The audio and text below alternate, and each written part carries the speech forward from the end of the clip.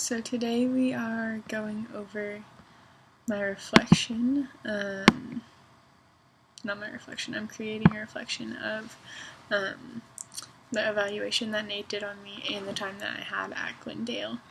I think first things first is saying that I feel like I improved a lot. Even though Glendale wasn't my favorite setting, and maybe Nate wasn't my favorite preceptor, I do really truly feel like I learned a lot from this setting. And it pushed me to be better in ways that other sites haven't before. Towards the end, Nate and I started to get along pretty well. I learned what made him laugh, and I learned what he enjoyed in a student, and I tried to kind of work with those. I kind of wish that he would have returned that and learned the way that I best learned, or maybe I wish that I was able to step up and say, like, this is how I learned best, or I wish I could have been more confrontational with that, I suppose, instead of just going with it. But his end of semester eval on me, I think reflects that he thinks that I did a good job, and he told me multiple times the last week I was there, like, if you were certified, like, I would just let you go. Like, I have no problem trusting you with these athletes or with this or whatever. And I think one of the biggest turning points was when I, without even asking him, he put me in charge of defense my last game, which is Friday night. And I did a sideline eval, came to a conclusion with a kid, and I just went and told coach what I thought. And then came to him afterwards, and I was kind of nervous about that because I was like, maybe I should talk to him and ask him first, but he was like, good job, like, we didn't say those words, but, he was like, like, that's what I would have done, that's what I would have said. And I think he was impressed that I went and talked to coach on my own, because I think for the most part this semester he's felt like I've been a little reserved with talking to coaches and delivering news and things like that. So I was glad that in at least my last week I was able to step out of my comfort zone and prove to him that that's something that I could do when given the opportunity. A few key things when we look at his evaluation of me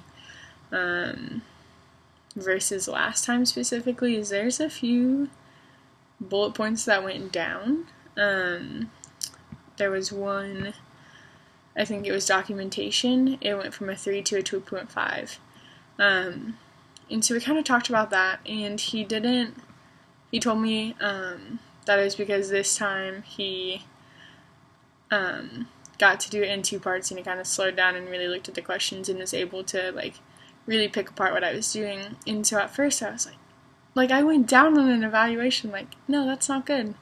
But actually, like, this was more critical, better feedback than he gave me the first time, which was awesome. And so some of the things that he said that really impressed me, and made me kind of feel like, yeah, I really am ready to do this, was specifically on, like, diagnosis and management, gathers and synthesizes essential and accurate information. He said, great history taking. I think she is one of the most thorough students I've had that goes through history, and that lets her guide her hands-on evaluation. And that's something that I feel like I struggle with in an area that I'm consistently like, man, I could get better and I could do better. So to hear him say, like, that was one of my best, strongest areas, like, that was really neat for me. He ranks me really high on a lot of things, but he also did a very great job of going back and putting in some, like, this is where you could be better. Like, for diagnostic evaluation, he writes, does a great job of getting to the differential diagnosis, but is a little reserved in determining need for referral. And so my first instinct is not to go towards, like, it's fractured, maybe we should refer you, maybe we should, hold you out or whatever. My first instinct is to want the kid to be able to play. And so we talked about taking that emotion out of it and just stepping back and really being like, no, like, this could possibly be fractured, like, I don't have X-ray vision, let's get you referred. Let's see, some more places that he ranked me really well.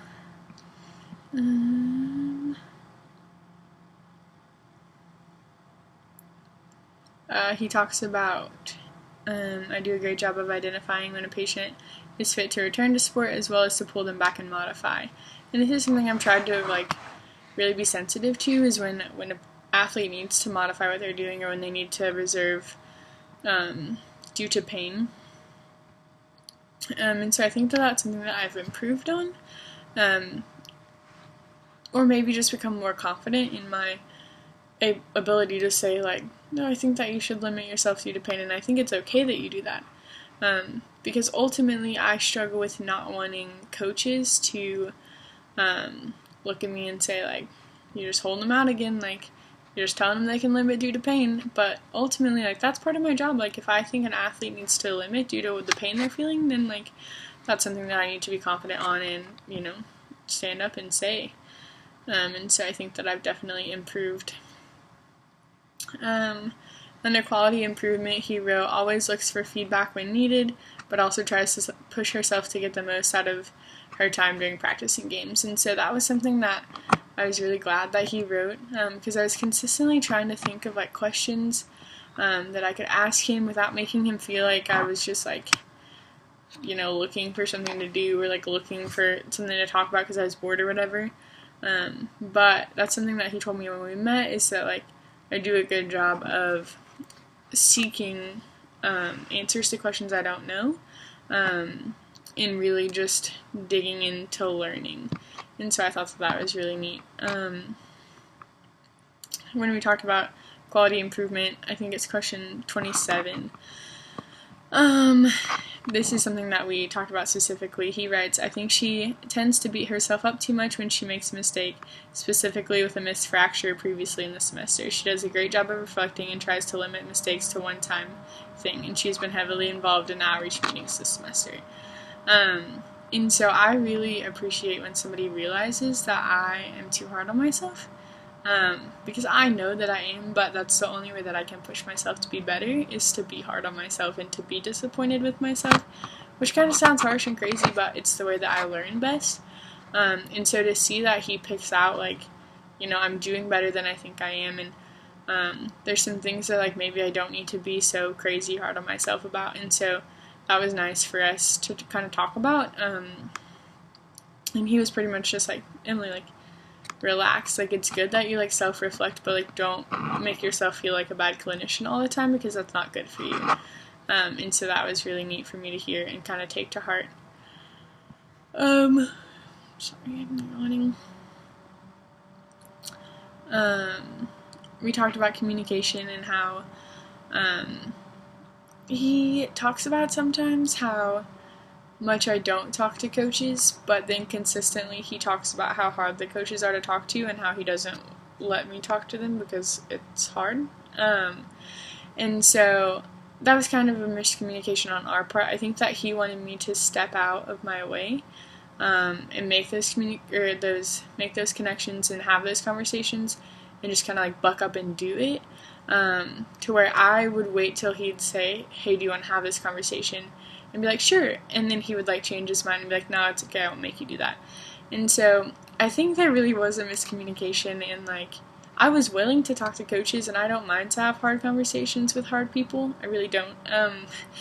But he was guarding me from that, and then looking back, he was oh, she never had this conversation. She must not have been comfortable enough. And so I think that's something that we should have talked about a little more, because that's experience that I would have liked to have.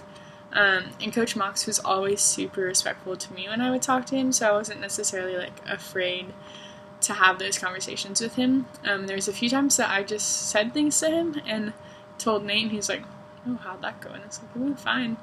And so anyway, I think that he protected me from a lot, and then didn't necessarily remember protecting me, so then he took it as I just never talked to them. So I found that kind of weird, because Alex was oh, she's great at communication. So anyway, I just think that that's something that I could have talked to him about further and really gotten to the bottom of. One area that I did improve on specifically was pediatric care. All of the questions on those, because we realized that pediatric care is actually the population that we work with, and not just middle schoolers. And so that was really neat, to just see all of those scores go up. and getting to talk to him about that and get us both learning that pediatrics is, you know, anybody under the age of 24. And everybody's like, oh, you mean when somebody's like 12, that's pediatrics? Except for not really. Let's see. Is something else cool that we talked about? On question 51, it says works effectively within an interprofessional team. He gave me a 3 on it, and it said that since the mid-immersion evaluation, Emily has jumped into some of our lean committees and asked to assist with getting our system more organized with an outreach.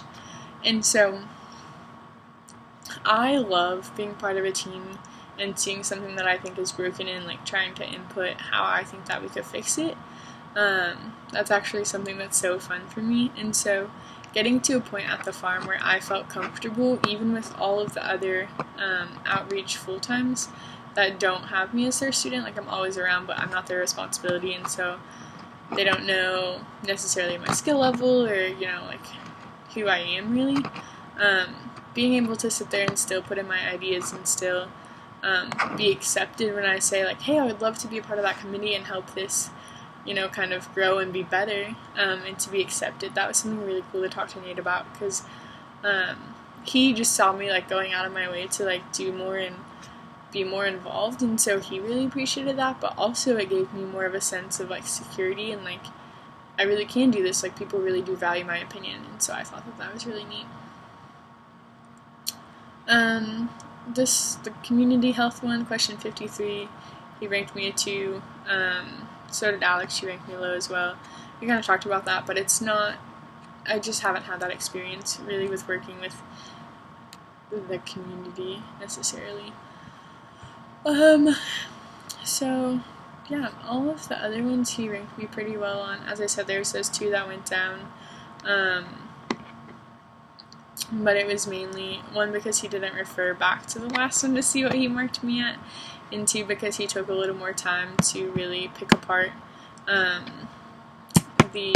what he said, and so yeah, anyway, he gave me lower scores but better feedback, and so I am not really concerned about that.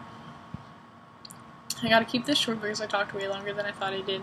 But on my evaluation of myself, I generally gave myself 2s or 2.5s, and Nate and I kind of talked about this. I just don't feel super comfortable giving myself a 3 when I haven't passed my BOCs or graduated yet. Like, it makes me really nervous to say like, oh yeah, I can practice on my own, when like I'm not there yet, I don't think. And he says that it's me being too hard on myself, and I say that it gives me room to improve, because something that I struggled with Nate's evaluation is that he scored me so well in the first one that there was very little room for improvement, and so knowing that I really did get better and I grew in those last 4 weeks, but just not that like visual representation of it was really hard for me. And so I scored myself 2s and 2.5s just because, 1, I don't necessarily think that I'm ready for unsupervised practice, like that's why I'm still in school, and 2, because some of those things like I really do want to see change in the future, and I want to be able to give myself an eval after the BOC and say like I really have improved and changed in these areas, and so that was a cool conversation to have, because he was like, you deserve a 3, and I was like, no, I really don't think I do. Like, I'm glad you gave me a 3, and I'm glad that you believe in me that much, but I really need, you know, something to work off of and to move forward. Lastly, ways that I'm looking at improving. I'm really excited about this next clinical rotation at the ortho hospital, because we had a patient last week that we went to the doc with him, and I met Mike Slot, that AT, and then he's with Dr. Moore. And Mike, like, did his evaluation of the kid and then came out and said, hey, Emily, you're going to tell Dr. Moore about everything and, like, lead him through. And I was like, wait, what? And he's like, yeah, just, like, pretend you're me. Here's everything that you need to know. You know what happened. Like, just go tell him. And so, like, here I am, had to meet with a doctor that I've met for 20 seconds and tell him everything about this kid and about his injury and why we're trying to get him cleared. And so I was nervous as heck, but it really pushed me to to get outside my comfort zone and be able to have that full-on conversation with a doctor. And so going into this next 4 weeks, I'm very excited about being able to push myself in those specific areas that Nate doesn't feel like I did a good job. Not that he doesn't feel like I did a good job, where I need improvement. Places like having conversations with other peers and coaches and parents and things like that. Having conversations with parents is something that I'm going to get to do a lot at the ortho hospital, and so I think it's cool to come from a setting where my preceptor thinks that I struggled with that, and then just bam, get to improve and really harness those skills of communication. So that's really my plan for the next few weeks, that, and then getting better at diagnostic evaluation, because that's what I'll be doing, like evaluate this patient and then tell us what's wrong with him, like, ah! So really, I don't have a hard set fast plan, but I know the things that I'm going to be able to improve on and the things I want to improve on, and the fact that those align so well, I think really set me up for success in the next few weeks. I think that's about all I have for you. Thanks!